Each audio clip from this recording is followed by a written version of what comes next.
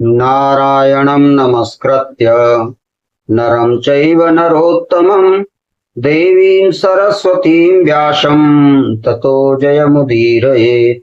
गुरुर्ब्रह्मा गुरुर्विष्णुः गुरुर्देवो महेश्वरः गुरुः साक्षात् परब्रह्म तस्मै श्री गुरवे नमः। सच्चिदानन्दरूपाय विश्वोत्पत्त्यादिहेतवे तापत्रय विनाशाय श्रीकृष्णाय वयं नमः। ओम नमो भगवते वासुदेवाय। हरि ओम तत्सत्। श्रीमन्नारायण नारायण नारायण भजमन्नारायण नारायण नारायण। श्रीमन्नारायण नारायण नारायण भजमन्नारायण नारायण नारायण।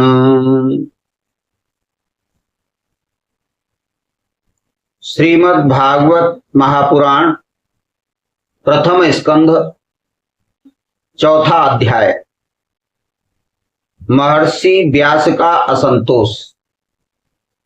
व्यास जी कहते हैं, उस दीर्घकालीन सत्र में सम्मिलित हुए मुनियों में विद्या वयोवृद्ध कुलपति ऋग्वेदी सौनक जी ने सूत जी की पूर्वोक्त बात सुनकर उनकी प्रशंसा की और कहा।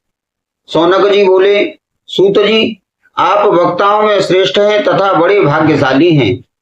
जो कथा भगवान श्री सुखदेव जी ने कही थी वही भगवान की पुण्यमयी कथा कृपा करके आप हमें सुनाइए। वह कथा किस युग में किस स्थान पर किस कारण से हुई थी? मुनिवर, श्री कृष्ण द्वैपायन ने किसकी प्रेरणा से इस परमहंसों की संहिता का निर्माण किया था? उनके पुत्र सुखदेव जी बड़े योगी समदर्शी भेदभाव रहित संसार निद्रा से जगे एवं निरंतर एकमात्र परमात्मा में ही स्थित रहते हैं। वे छिपे रहने के कारण मूढ़ से प्रतीत होते हैं।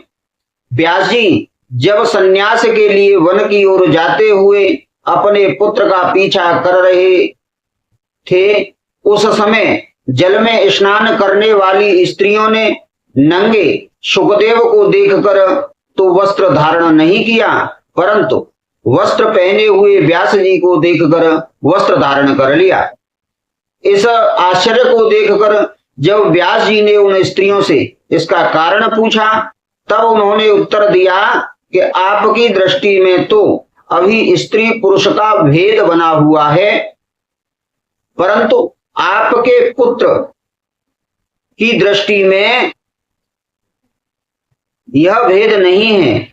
आपके पुत्र की दृष्टि शुद्ध है।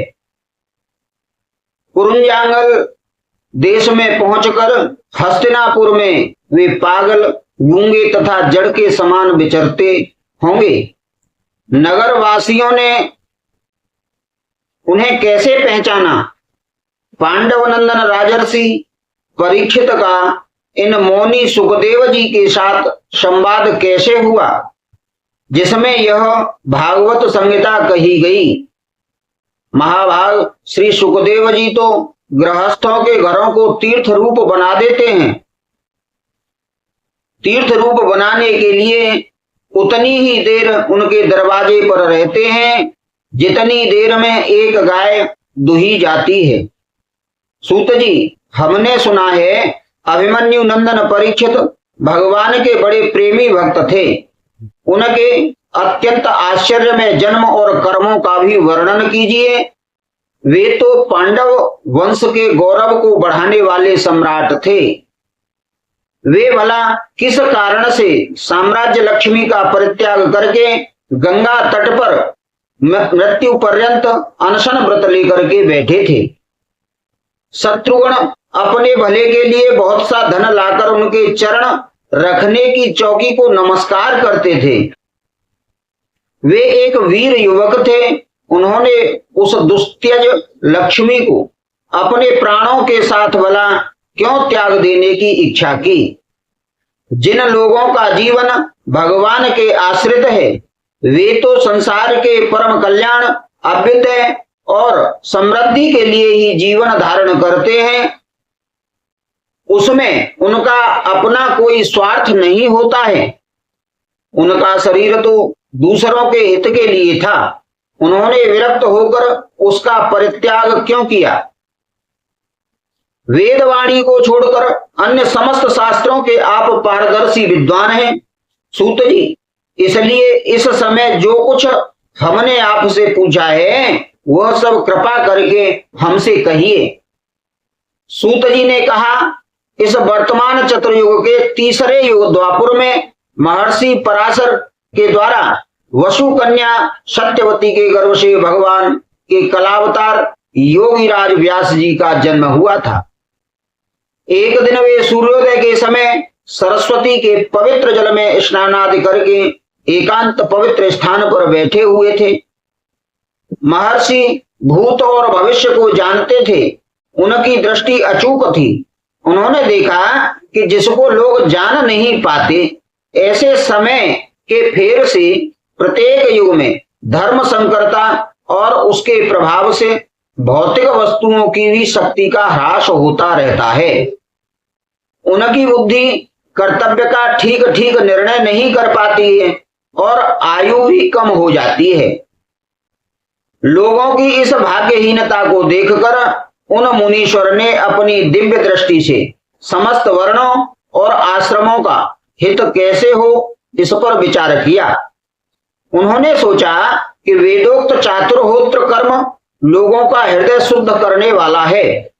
इस दृष्टि से यज्ञों का विस्तार करने के लिए उन्होंने एक ही वेद के 4 विभाग कर दिए।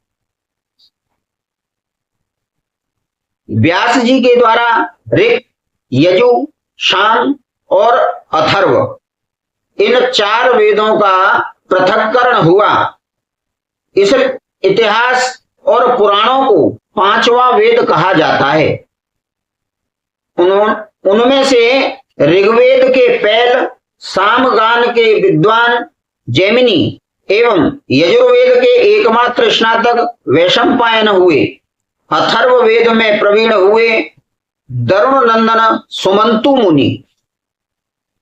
इतिहास और पुराणों के स्नातक मेरे पिता रोमहर्षण हुए।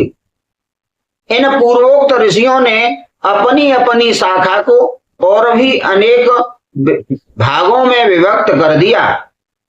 इस प्रकार शिष्य, प्रशिष्य और उनके शिष्यों द्वारा वेदों की बहुत सी शाखाएं बन गईं। कम समझने वाले पुरुषों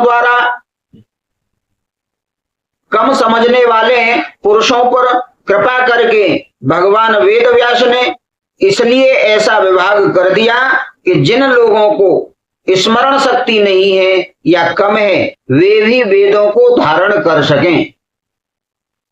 स्त्री, शूद्र और पतित द्विजाति तीनों ही वेद श्रवण के अधिकारी नहीं है, इसलिए वे कल्याणकारी शास्त्रोक्त कर्मों के आचरण में भूल कर बैठते हैं।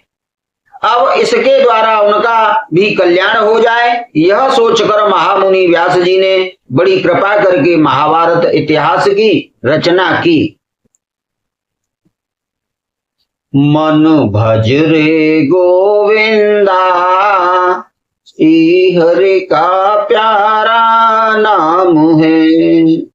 मन भज ले गोविंदा, हरि का प्यारा नाम है। सौनकादि ऋषियों, यद्यपि व्यास जी इस प्रकार अपनी पूरी शक्ति से सदा सर्वदा प्राणियों के कल्याण में ही लगे रहे, तथापि उनके हृदय में संतोष नहीं हुआ। उनका मन कुछ खिन्न सा हो गया। सरस्वती नदी के पवित्र तट पर एकांत में बैठकर धर्मवेत्ता व्यास जी मन ही मन विचार करते हुए इस प्रकार कहने लगे।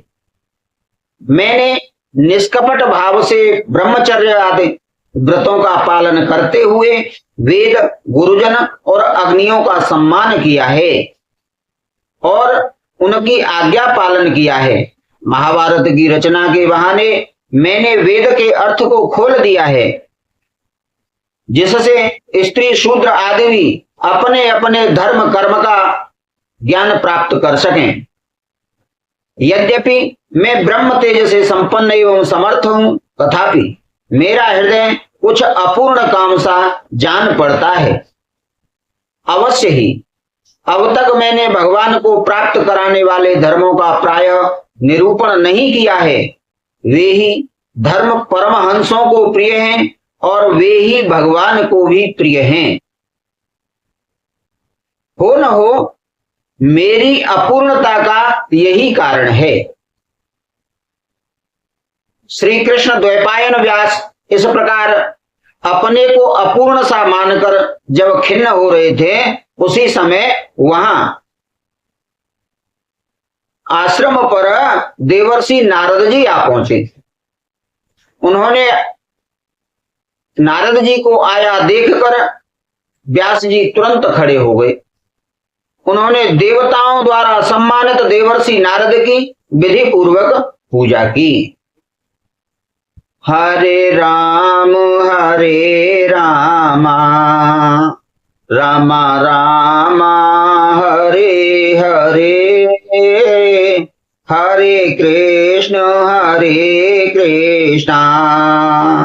कृष्ण कृष्ण हरे हरे।